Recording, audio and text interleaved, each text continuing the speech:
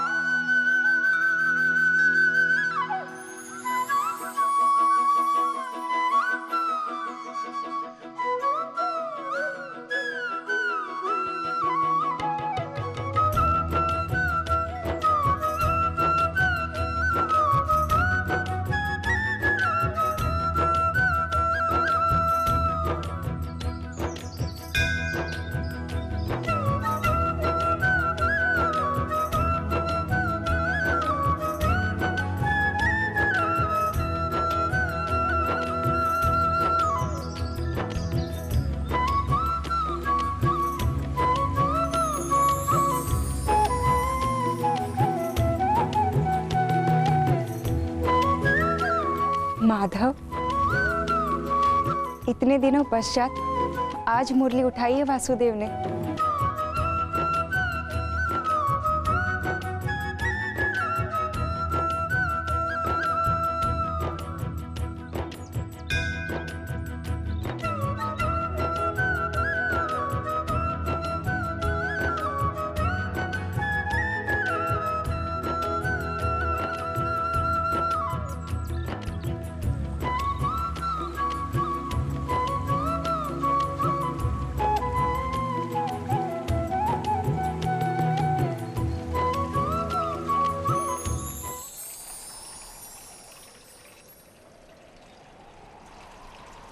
रुक क्यों गए माधव?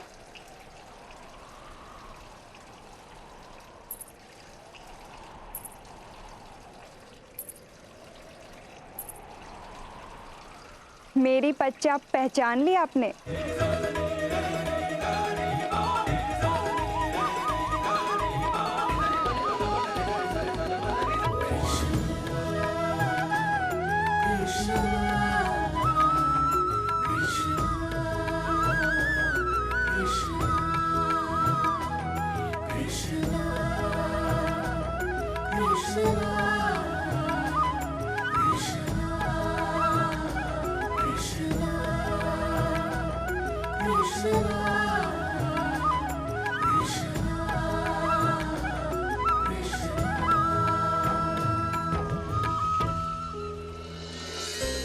हाँ, पच्चाप तो सुनी थी, परंतु इतना विश्वास कैसे कि वो पच्चाप तुम्हारी ही थी रुक्मिणी?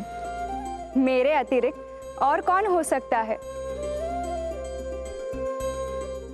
परंतु इस भांति मुरली बजाकर आपका मुझे पुकारना बहुत अच्छा लगा।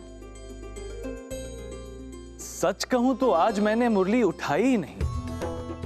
वो स्वयं मेरे होठों से आके लग गई। अब ये तो मुरली ही जाने कि वो तुम्हें पुकारने के लिए मेरे होठों से लगी या किसी और का स्वागत करने के लिए। रहने दीजिए, अर्धांगिनी हूँ आपकी। आपका वर्तमान, आपका भविष्य सब कुछ जानती हूँ। मेरे अतिरिक्त यहाँ कौन आएगा जिसका स्वागत करेगी ये मुरली?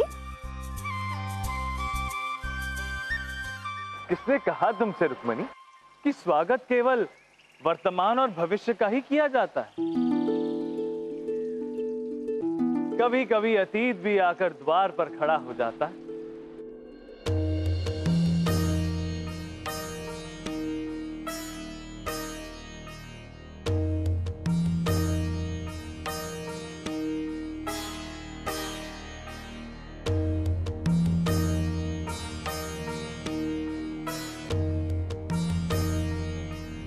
पहेलियों में बात मत कीजिए, भली भांति जानती हूँ।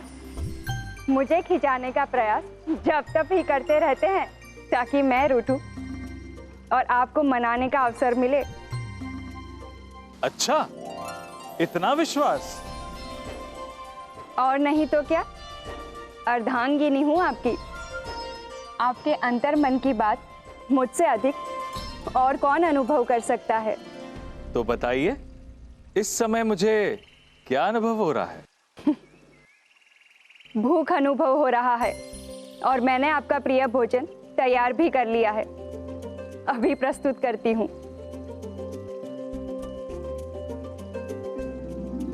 अंतर मन का विवरण और बचपन का संस्कार दोनों को समझना कठिन है रुक्मणी। और आज मैं राजभोग नहीं, बाल भोग का आनंद लूंगा। और मेरे लिए मेरा प्रिय भोजन कोई और ही लेकर आ चुका है।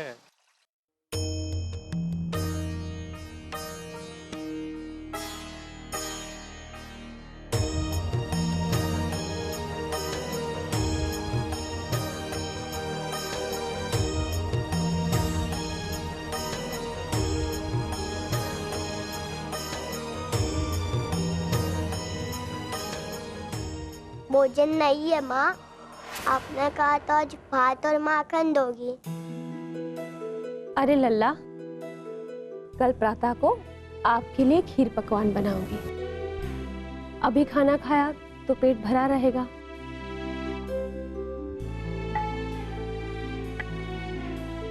ये जल पी के सो जा।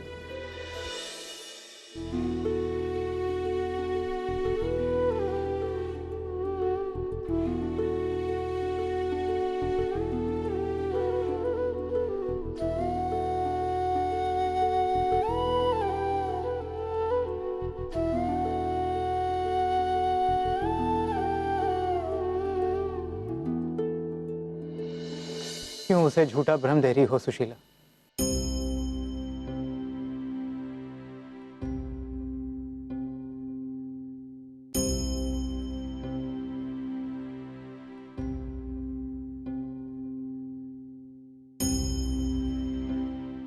आज भी भिक्षा नहीं मिली?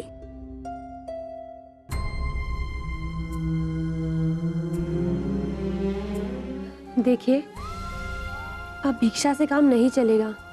कलयुग आने को है। दान देने की प्रवृत्ति नहीं रही लोगों में। संकट के समय में मित्र ही काम आते हैं। वासुदेव कृष्ण आपके मित्र हैं। आप उनसे सहायता क्यों नहीं मांगते? वो समय और था जब कान्हा और मैं साथ में गैया चराया करते थे। अब वो द्वारकाधीश है। अब तो कान्हा को मेरा स्मरण होगा भी नहीं। मित्र का स्मरण है तो फिर एक पति और एक पिता का कर्तव्य भी स्मरण रखिए। दिन भर कान्हा कान्हा करते रहते हो। जाओ और सहायता मांगो उनसे, नहीं तो फिर कभी कृष्ण का नाम मेरे सामने मत लेना। कौन हो? किससे मिलना है? कान्हा,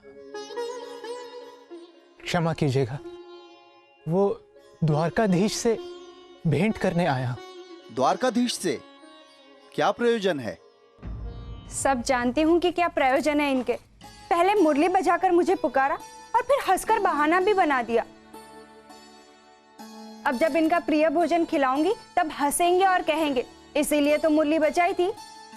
कुछ छिपा नहीं है मुझसे, अर्धांगिनी हूँ सखा इनकी। है वो मेरे।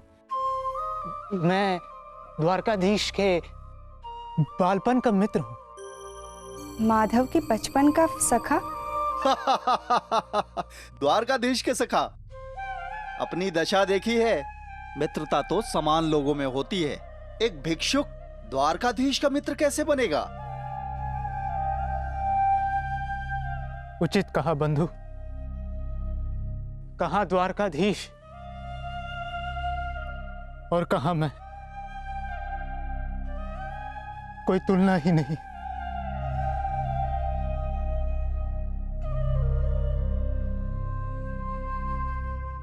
रुकिए।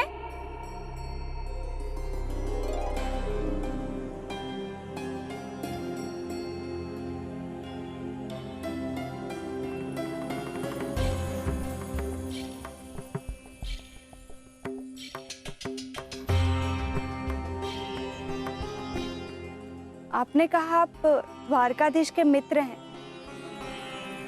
क्या ये सत्य है? संकोच मत कीजिए, बताइए नाम क्या है आपका?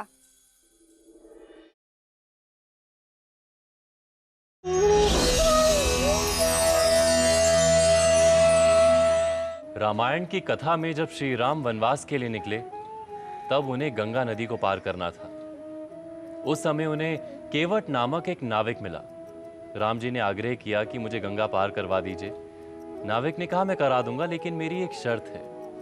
शर्त यह है कि वो श्री राम के चरणों को धोना चाहता था। श्री राम ने उसकी भक्ति देखी और मान गए। जब वो नदी पार कर गए तब राम जी ने कहा मेरे पास तुम्हें देने के लिए कुछ नहीं है। और जैसे ही सीता मैया ने हीरे जड़ित अंगूठी उसे देनी चाही, नाविक ने साफ मना कर दिया और कहा जो सारे संसार को पार लगाता है, आज मुझे उसे पार लगाने का मौका मिला है, मुझे और कुछ नहीं चाहिए। लेकिन श्री राम तो ठहरे श्री विष्णु के अवतार, वो किसी का कर्ज कैसे ले सकते थे? तो जब उन्होंने श्री कृष्ण का अवतार लिया तब उसी नाविक ने सुदामा का रूप लिया। और जैसे पिछले जन्म में केवट ने श्री राम के पांव धोए थे, श्री कृष्ण ने सुदामा के पांव धोए और अपने पिछले जन्म के कर्जे को उतार दिया। आइए देखते हैं कहानी में आगे क्या हुआ। आपने कहा आप द्वारकाधीश के मित्र हैं, क्या ये सत्य है? संकोच मत कीजिए, बताइए नाम क्या है आपका? सुदामा,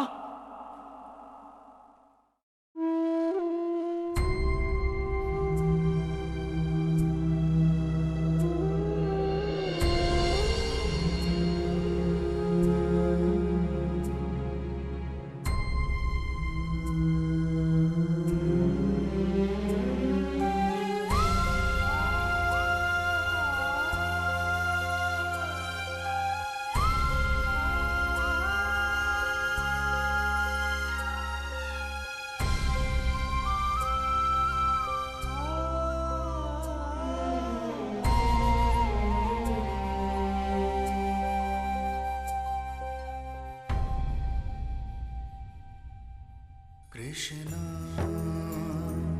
कृष्णा कृष्णा कृष्णा कृष्णा कृष्णा कृष्णा कृष्णा अच्युतम केशवम तव ज्ञानम तव रूपम नमस्तुभ्यं।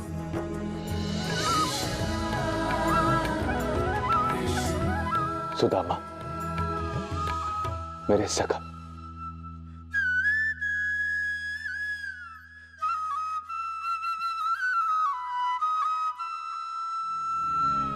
मेरे भाई, कितने वर्षों बाद आज ऐसा ज्ञात होता है कि मैं द्वारकाधीश नहीं त्रिलोकाधीश बन गया। विलंब से आने की लत गई नहीं तुम्हारी। गोकुल में जब हम खेल खेलते थे, खेल शुरू हो जाता था, पर तुम आने में हमेशा विलंब करते थे। गुरु के आश्रम में उठने से विलंब करते थे, और यहां आने में भी इतना विलंब कर दिया।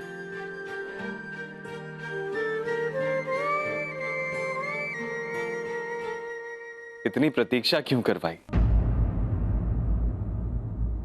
लज्जा आती थी।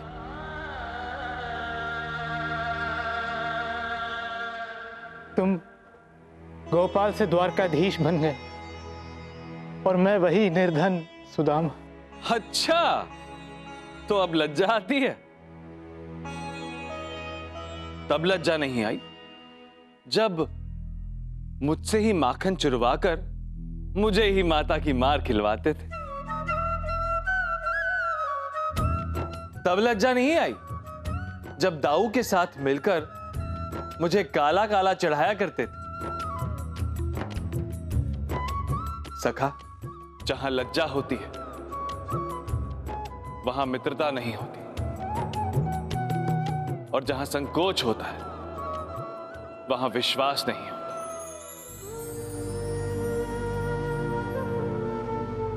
आओ, स्वागत है तुम्हारा, भीतर आओ।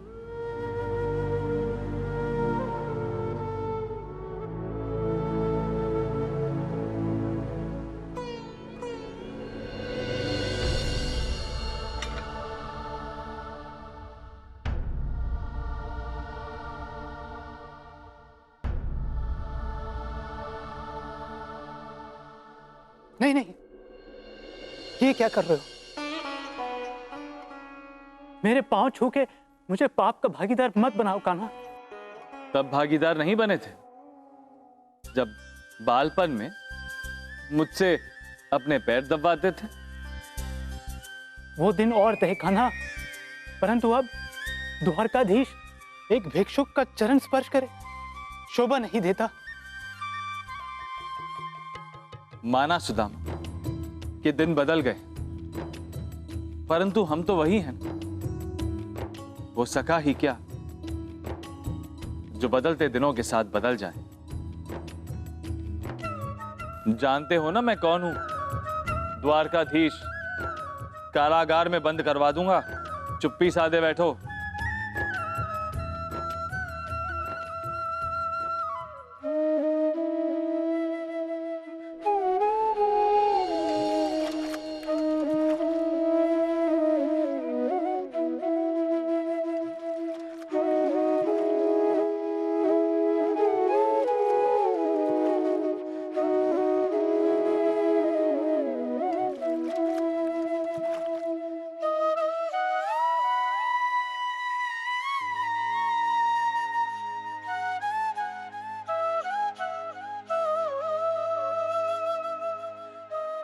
बालपन में तुम्हारे पांव कितने कोमल हुआ करते थे सुदामा। हाँ, क्योंकि तब दरिद्रता के कांटे इनमें नहीं चुभे थे।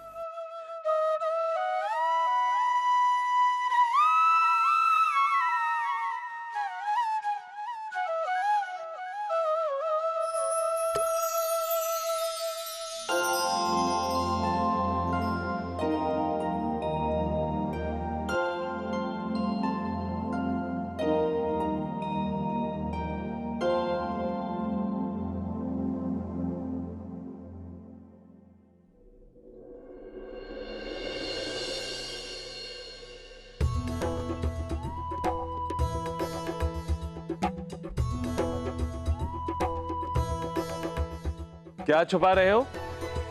कुछ नहीं कान्हा, कुछ नहीं। कुछ नहीं? झूठ। क्या छुपाया उस लाल पोटली में?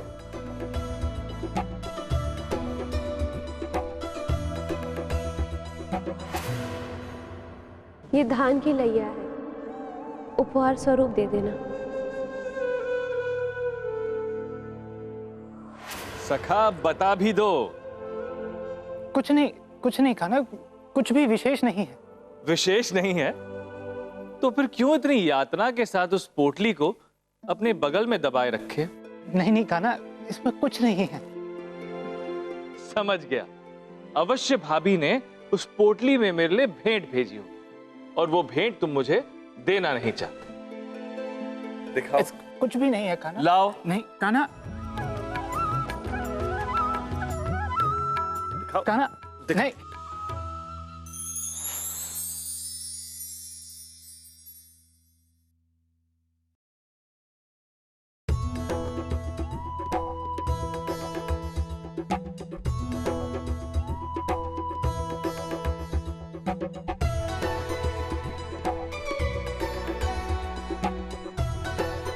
देखा क्या किया तुमने? भाभी की भेंट मुझे देना नहीं चाहते थे, इसलिए सारी की सारी बिखेर दी।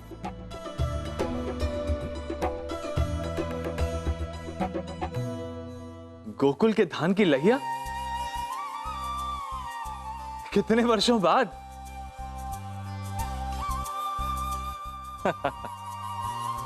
लेकिन देखो ना, मेरा भाग्य तुम्हारी तरह कपटी नहीं है। इसमें अभी 3 लहिया बची हैं, और ये 3 लहिया मेरे भूख के लिए पर्याप्त है।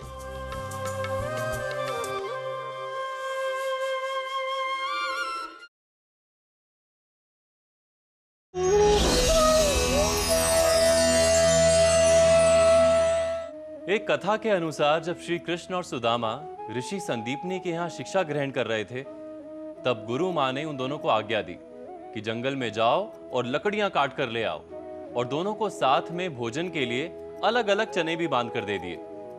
जब दोनों मित्र जंगल से लकड़ियां काट कर ला रहे थे, अचानक बहुत तेज बारिश शुरू हो गई।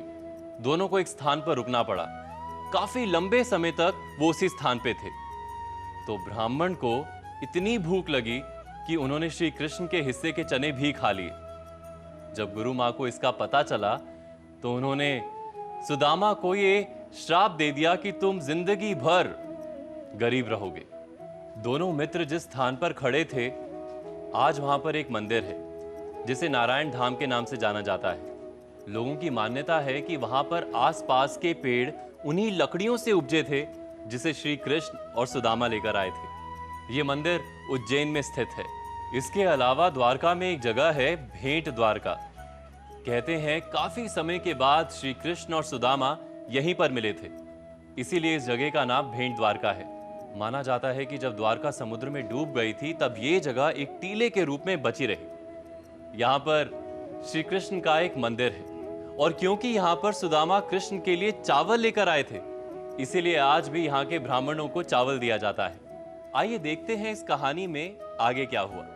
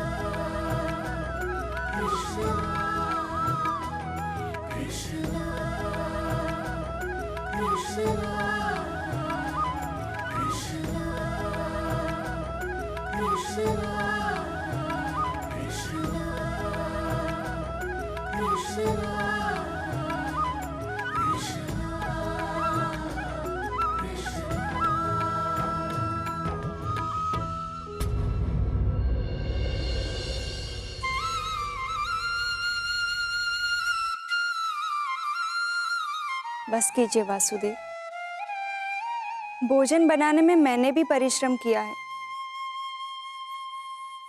उसका भी मान रखिए। इस धान की लहिया से मुझे अधिक प्रेम है, और एक ही दाने से मेरा पेट भर गया, और श्रेष्ठ स्वाद के लिए। तुम सच में नहीं बदले कान्हा। तुम बदले हो रुक्मणी। ये मेरा कपटी दोस्त सुदामा है ना।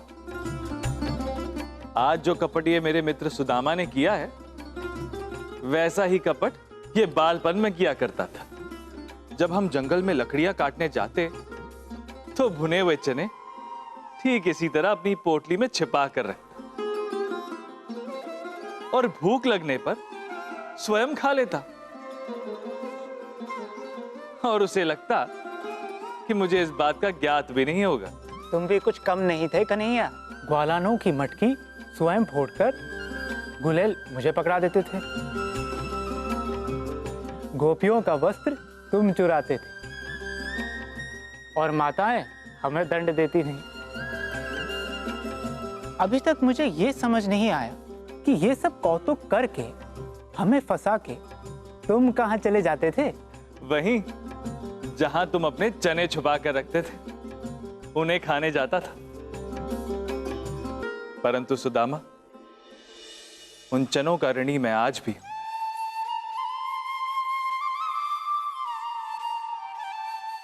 और इस धान की लहिया का भी।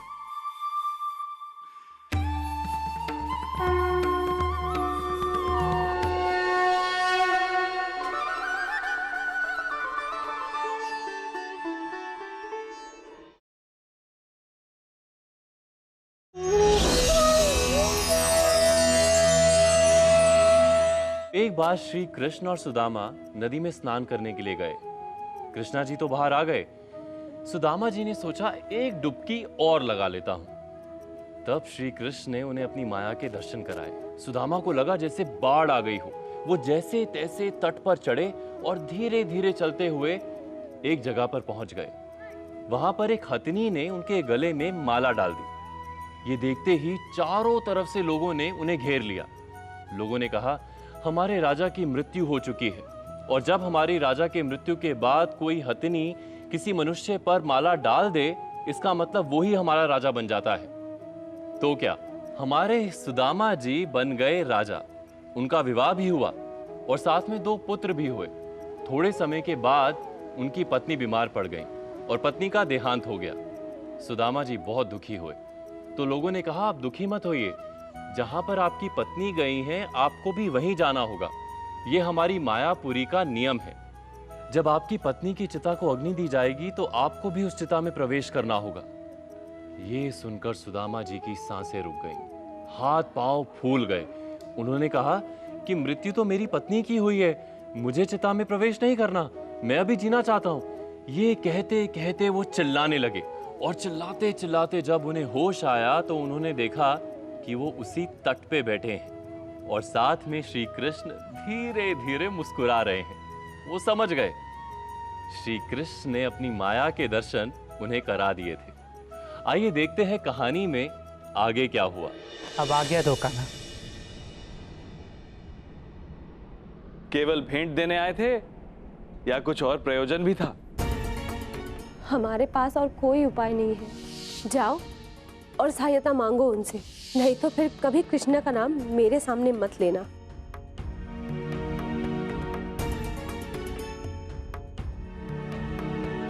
कहने की कोई आवश्यकता नहीं, सब जानता हूं। सखा हूं तुम्हारा।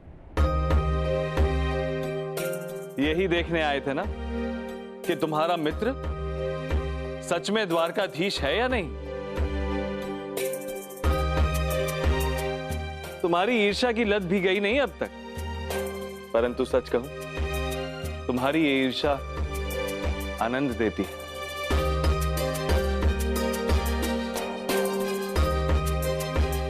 आते रहना, तुम्हारे सुखद यात्रा के लिए रथ प्रस्तुत है। अब तुम्हारे पांव में कोई कंटक नहीं चुभेंगे। आओ।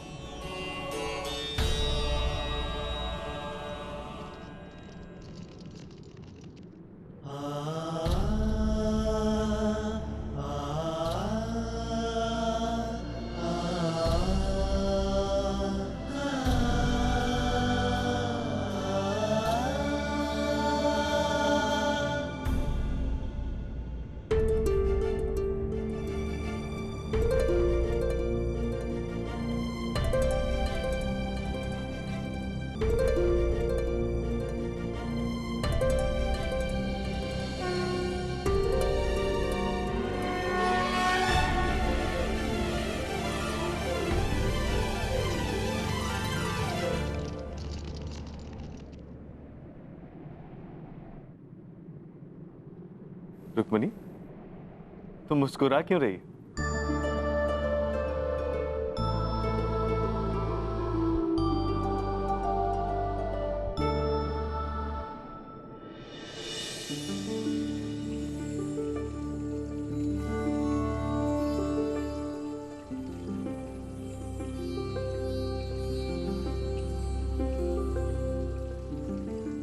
रुक्मणी, यहां क्यों आ गई? क्योंकि यहीं मुझे ये अभिमान हुआ था कि मैं आपके विषय में सब जानती हूँ, और यहीं वो अभिमान टूट भी गया आपकी लीला देखकर।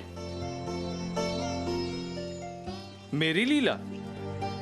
हाँ, एक ऐसी लीला जिसमें कितनी बड़ी सीख छिपी है। मांगने पर जो दिया जाए वो या तो ऋण होता है या उपकार, और मित्र के बिना मांगे उसकी आवश्यकताएं पूरी की जाए तो वो है मित्रता।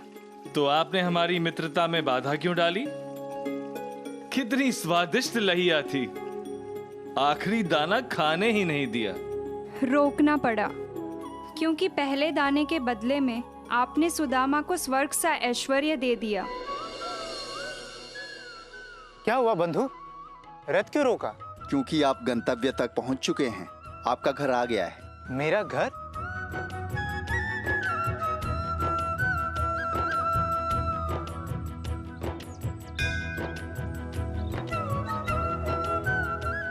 और दूसरे दाने के बदले में पृथ्वी का सारा सुख अपने मित्र सुदामा को दे दिया। बाबा बाबा, पुत्र, ये वस्त्र, ये आभूषण, ये सब कैसे हुआ? अच्छा, जैसे आप कुछ जानते ही नहीं। आपने वासुदेव कृष्ण से सहायता मांगी थी ना, उसके कर्मचारी आकर ये सारा बंदोबस्त करके गए हैं, और आप अनजान बन रहे हो। कान्हा,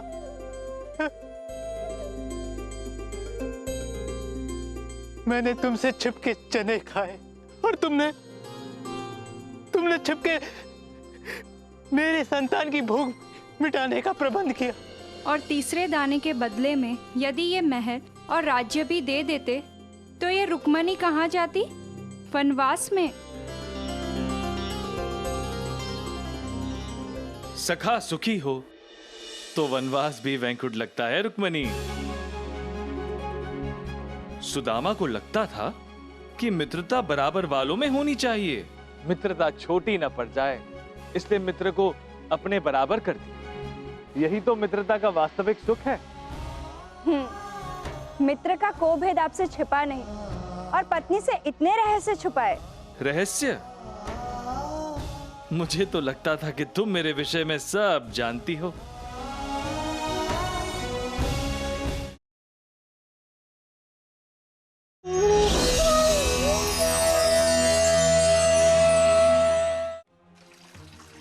माधव, आपके सखा से मिलकर मेरी आंखें खुल गई कि ऐसा बहुत कुछ है आपके विषय में जिसे मैं नहीं जानती, परंतु आपके मित्र अधिक जानते हैं। तो मेरे विषय में मेरे मित्रों से जानना चाहती हूँ? इतनी भी भोली नहीं हूँ। जब मुझसे इतना कुछ छुपा है तो मित्रों से भी बहुत कुछ छुपा होगा। इस घटना से मैं ये तो समझ गई हूँ कि यदि मुझे आपके विषय में कुछ जानना है तो वो आपसे जानना होगा। बताइए ना, क्या अपनी अर्धांगिनी पर इतना भी विश्वास नहीं है?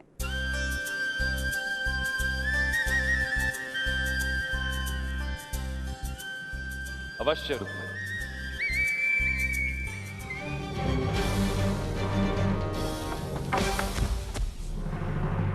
आप सब भाग क्यों रहे हैं?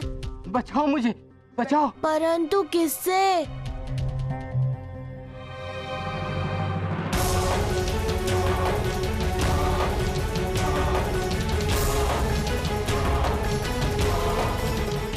तुम सब बुद्धू हो, मैं रोकता हूँ इसे।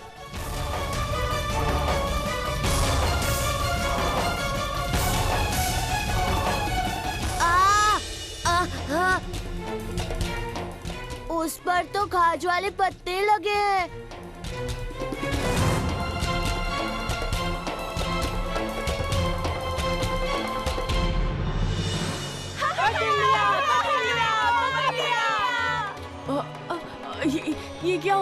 ये क्या हो रहा है? आ, आ, आ,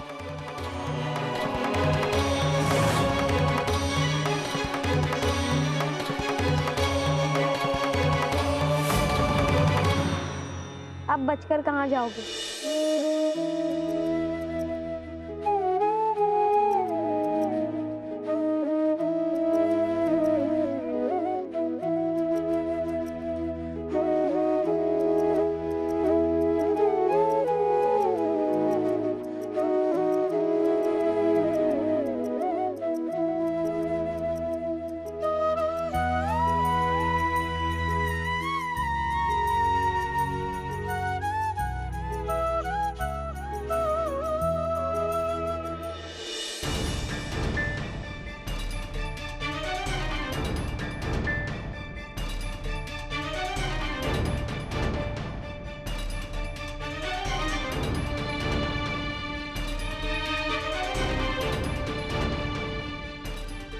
छोड़ो, छोड़ो मुझे, छोड़ो, छोड़ो। डरो मत।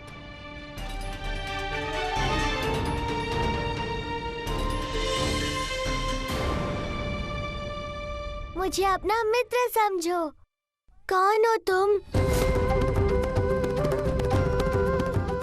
सुदामा, सुदामा।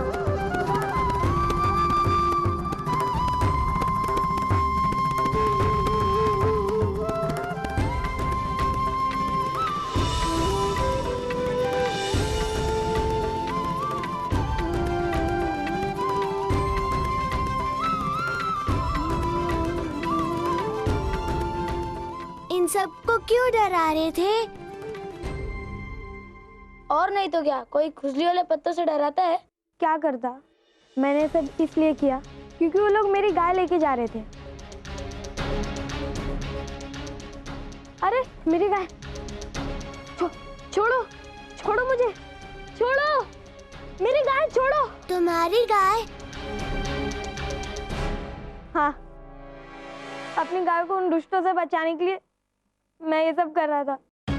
धानुपति की दृष्टि मेरे गाय पर है। मेरी मैया गई है धानुपति से बात करने, परंतु उस दुष्ट ने पीछे से मेरी गाय लेने के लिए अपने सेवकों को भेज दिया।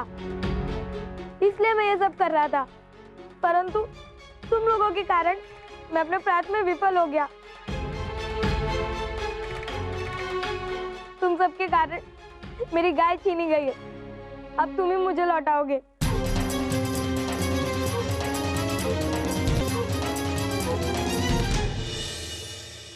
अच्छा, तो इस प्रकार आपने परम प्रिय मित्र सुदामा से आपकी पहली भेंट हुई। हाँ रुक्मणी, सुख में बने मित्र विपत्ति में साथ छोड़ जाते हैं, परंतु विपत्ति में बने मित्र सदा साथ रहते हैं। और मैं सुदामा की विपत्ति में बना मित्र हूं। आंसुओं और पीड़ा से जुड़े हुए संबंधों में भावनाओं के अनदेखे सूत्र होते हैं जो हृदय को एक दूसरे से इस भांति बांध देते हैं कि वो कभी अलग ना हो। मानती हूँ, और ये भी मानना होगा कि देवर्षि सुदामा बचपन में आपसे कम नटखट नहीं थे। अकेले ही धनपति का सामना करने आ गए, और आज के सुदामा को देखकर कोई ये सोच भी नहीं सकता कि वो बचपन में इतने साहसी होंगे।